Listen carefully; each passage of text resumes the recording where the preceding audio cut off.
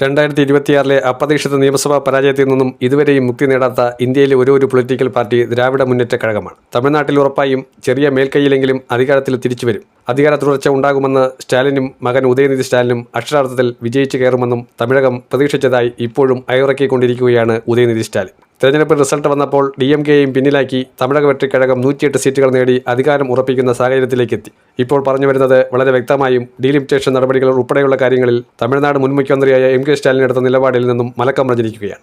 നരേന്ദ്രമോദിയുമായി സഖ്യം പങ്കിടാൻ തങ്ങൾക്ക് യാതൊരു മടിയുമില്ല എന്ന രീതിയിലേക്ക് പോവുകയാണ്. 23ഓളം MPമാർ ഇപ്പോഴും തമിഴ്നാട്ടിലുള്ള MK സ്റ്റാലിനെ സംബന്ധിച്ചിടത്തോളം കൃത്യമായും അദ്ദേഹത്തിന്റെ പാർട്ടി BJPയെ പിന്തുണയ്ക്കുമെന്ന് ഏറെക്കുറെ ഉറപ്പായി കഴിഞ്ഞിരിക്കുന്ന അവസരമാണ്. DMK ഒരു കാര്യം കൂടി പറഞ്ഞിരിക്കുകയാണ്. ഞങ്ങളാണ് കോൺഗ്രസിന് ഇവിടെ സീറ്റുകൾ ദാനം ചെയ്തത്, ഞങ്ങൾ കാരണമാണ് കോൺഗ്രസ് 9ഓളം ലോക്സഭാ സീറ്റുകൾ വിജയിച്ചത് എന്ന്. കോൺഗ്രസ് ഇതിന് മറുപടിയൊന്നും പറഞ്ഞിട്ടില്ല. തമിഴക വെട്ടിക്കഴകവുമായി ഇനി സഖ്യമുണ്ടാകും എന്ന് മാത്രമാണ് കോൺഗ്രസ് അഭിപ്രായപ്പെട്ടിരിക്കുന്നത്.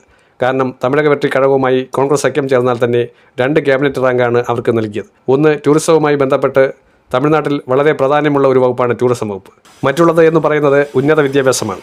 തമിഴ്നാട്ടിലെ ശരാശരി പൊതുവിദ്യാഭ്യാസം, ഉന്നത വിദ്യാഭ്യാസം ഉൾപ്പെടെയുള്ള കാര്യങ്ങൾ കോൺഗ്രസ് നേതൃത്വം കൈകാര്യം ചെയ്യുന്ന ഒരു സാഹചര്യത്തിലേക്ക് കാര്യങ്ങൾ പോകുമ്പോൾ തീർച്ചയായും അവരുടെ പാർട്ടിക്ക് വളരാനുള്ള ഒരു വളക്കൂറ് കൂടിയാവുകയാണ്. ഉദയനിധി സ്റ്റാലിനും കൂടി കാട്ടിക്കൂട്ടിയ അഴിമതി കഥകൾ നമുക്കറിയാം. 2ാം UPA സർക്കാരിൽ അന്ന് DMKയുടെ മന്ത്രി കാട്ടിക്കൂട്ടിയ അഴിമതികളെല്ലാം ഒരു പഴങ്കഥയല്ല.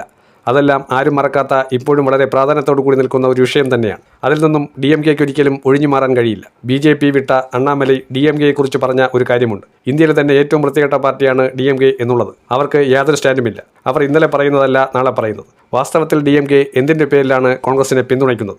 അധികാരം കിട്ടിയിട്ടും കോൺഗ്രസിന് മന്ത്രിസ്ഥാനം പോലും നൽകാതെ അഹങ്കാരത്തിൻ്റെ മൂർത്തിമത് ഭാവമായിരുന്ന സ്റ്റാലിൻ ഇപ്പോൾ വീട്ടിൽ ചൊറിയും കുത്തിയിരിക്കുകയാണ്. അങ്ങനെ ചൊറിയും കുത്തിയിരിക്കാൻ കാരണമായ സ്റ്റാലിനെ വിജയ് വീണ്ടും കളിയാക്കുന്നുണ്ട്.